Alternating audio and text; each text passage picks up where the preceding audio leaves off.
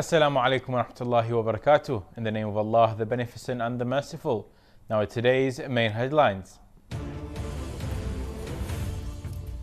World Health Organization launches global plan to combat dengue and arboviral diseases. Taliban's ministry labels women's rights as international terrorism.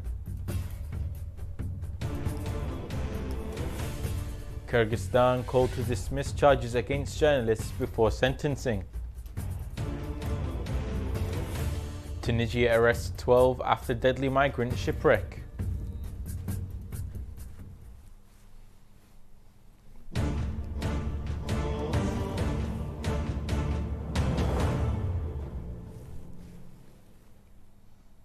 Assalamu alaikum dear viewers, this is Hussein Shia Waves live from Imam Hussein TV 3 in London. On October the 3rd, the World Health Organization unveiled a global initiative to address the rising threat of dengue and other arboviral diseases, which have impacted millions worldwide. World Health Organization Director General Dr. Tedros emphasized the urgent need for a coordinated response, citing alarming trends in the rapid spread of these diseases. Dengue has become the most concerning arbovirus, with cases nearly doubling annually since 2021.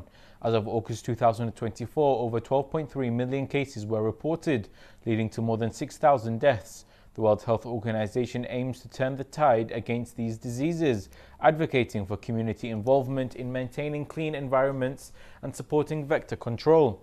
Key factors driving the spread include unplanned urbanization, poor sanitation, climate change, and international travel. Dengue is now endemic in over 130 countries, with significant outbreaks in the Americas and Africa, where 15,000 cases have been recorded this year.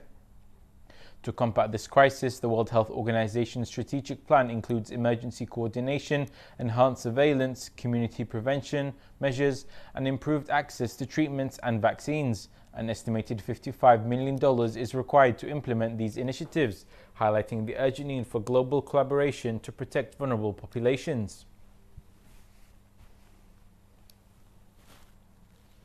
The Taliban's Ministry for Propagation of Virtue and Prevention of Vice recently described women's rights as international terrorism and criticized the United Nations for what they perceive as an imposition of foreign values on Afghanistan. The ministry described the UN's remarks on the Taliban's new law as indicative of the UN's psychological issues and asserted that the Taliban's perceive international laws as oppressive, tyrannical, and inhumane. He also used a proverb to indirectly suggest that the UN is mad. Spokesperson Saiful Islam Khaybar claimed that the UN's interpretation of the Taliban's laws reflects a misunderstanding of their cultural and religious context. He argued that the UN should consider the values of minority nations when formulating its laws. In a series of tweets, Khaybar stated that the Taliban views international laws as oppressive and called for the right to create laws based on their religious framework. He further asserted that the Taliban has been in communication with embassies in Japan, China, and Russia to clarify their position regarding new laws. The remarks come as international pressure mounts, with several countries, including Germany and Australia, indicating potential legal action against the Taliban at the International Court of Justice if conditions for women and girls do not improve. Amnesty International has called on Kyrgyzstan to dismiss politically motivated charges against independent journalists from Temirov and Eight Desi, who faced up to 6 years in prison. Denis Krivo, Amnesty Acting Director for Eastern Europe and Central Asia, emphasized the need for authorities to release those detained and allow independent media to operate freely. The journalists were arrested during house raids on January 16th, accused of inciting mass riots and violence under Article 278 of the Kyrgyz Criminal Code. 4 remain in pre-trial detention, while others are under house arrest. The charges reportedly stem from their investigation into government corruption. Concerns have also been raised about the proposed amendments to the criminal code that could criminalize the possession of extremist materials, further threatening freedom of expression in the country. International organizations continue to advocate for the protection of dissenting voices in Kyrgyzstan. Let's take a look back at today's main headlines. World Health Organization launches global plan to combat dengue and arboviral diseases. Taliban's military labels women's rights as international terrorism. Kyrgyzstan called to dismiss charges against journalists before sentencing. Also, tonight, study reveals health risks from hurricanes lead to thousands of premature deaths.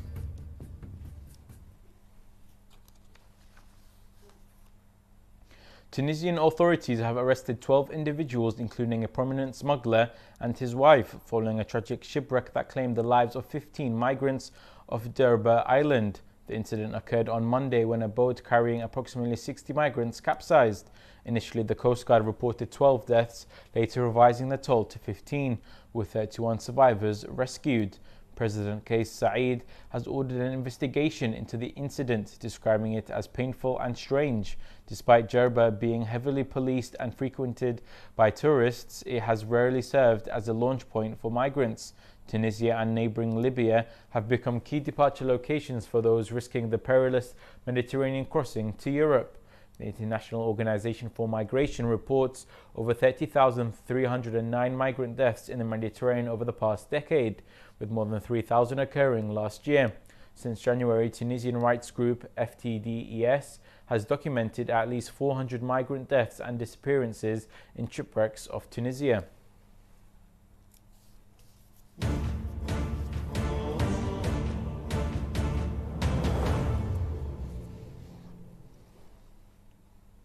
And now we continue with some short news.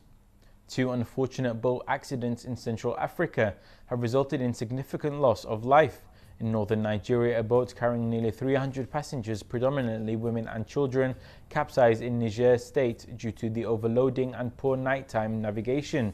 At least 16 people have been confirmed dead, with over 150 still missing as rescue efforts continue. Meanwhile, in the Democratic Republic of the Congo, a boat sank in Lake Kivu, claiming the lives of at least 78 individuals. The vessel, which had 278 passengers aboard, capsized just 100 meters from its destination. Rescue teams have saved 58 survivors, but the search for others remains ongoing. Both tragedies highlight critical transportation safety issues in rural Central Africa, exacerbated by poverty, inadequate infrastructure, and ongoing conflicts.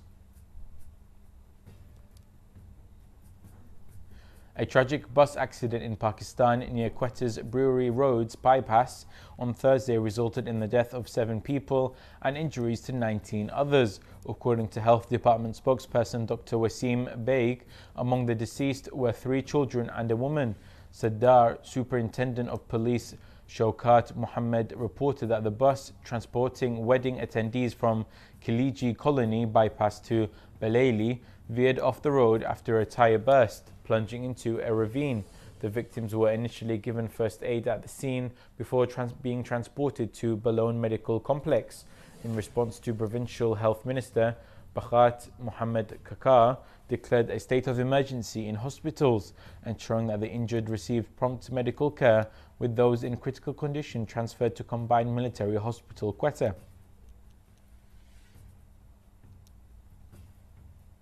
The African Union Centers for Disease Control and Prevention, Africa CDC, has issued a stark warning about the ongoing Mpox epidemic on the continent. As of Thursday, the death toll from Mpox has surpassed 100, with over 34,000 cases reported across Africa since January. Jean Cassia, the head of Africa CDC, emphasized that the epidemic is far from being under control, despite the detection of 2,500 new cases in the past week alone. The testing rate remains too low. The Democratic Republic of Congo, the epicenter of the outbreak, is scheduled to begin vaccination efforts on October the 4th. Mpox, a viral illness transmitted through close physical contact, has been officially detected in 16 African countries this year. The disease causes fever, muscular aches, and painful skin lesions, and can be fatal. Archaeologists in Morocco have uncovered the remains of a 5,000-year-old farming society at the Oud Beht site, marking the oldest such discovery outside the Nile Valley. This site, comparable in size to ancient Troy, reveals the evidence of a community that thrived between 3400 and 2900 BC. Thousands of stone axe heads and painted pottery shards suggest a society engaged in agriculture and trade across the Mediterranean. Moroccan archaeologist Yusuf Boukhbot, who initiated the excavation after the site lay dormant for 90 years, found a diverse genetic background among the inhabitants, including traditional pastoralists from the Sahara and individuals from the Iberian Peninsula and the Middle East. The people cultivated barley, wheat, olives, and pistachios and raised livestock, indicating a fully developed Neolithic society. This discovery challenges previous assumptions about North Africa's prehistoric inhabitants, highlighting the region's significant role in early agricultural history.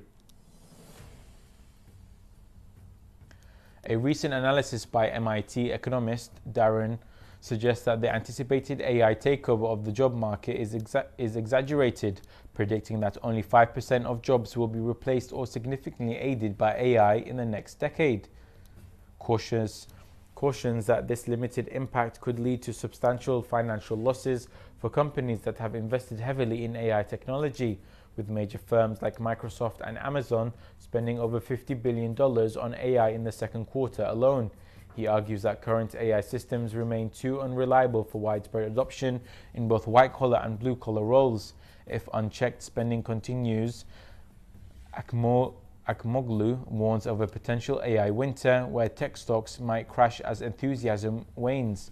This sentiment echoes concerns from other experts who foresee a looming AI bubble reminiscent of the dot-com era, potentially destabilizing the economy.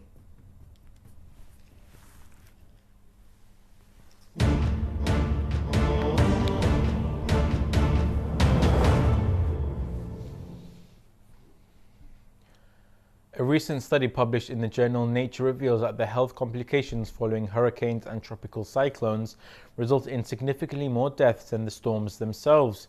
Researchers analyzed 501 hurricanes from 1930 to 2015, estimating that these events lead to between 7,170 and 11,430 premature deaths annually in the US. The study highlights that factors such as physical and mental stress, chemical emissions from damaged facilities, and economic hardships contribute to this health crisis. Deaths linked to hurricanes account for 3.2% to 5.1% of total US fatalities. Rachel Young, an environmental economics expert at UC Berkeley, noted the prolonged health risks, which can last up to 15 years post-storm. Official data indicates that the average direct death toll from tropical cyclones over the past 5 decades is only 24. Recently, Hurricane Helen struck Florida's northwest coast, causing over 160 deaths and extensive damage across multiple states.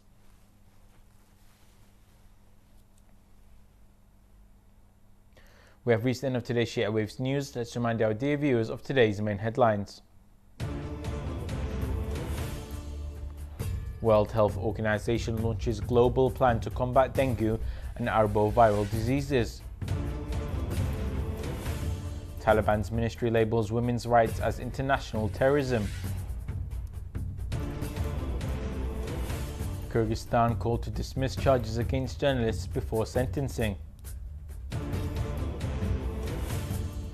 Tunisia arrests 12 after deadly migrant shipwreck. Study reveals health risks from hurricanes lead to thousands of premature deaths. You can view the latest news on our Shia Waves website. Link is the news of your city or country to be published on a news agency. Contact the numbers at the bottom of the screen. Thank you all for watching. We pray to Allah Almighty to hasten the appearance of the Master of our time. Wassalamu alaikum wa rahmatullahi wa barakatuh.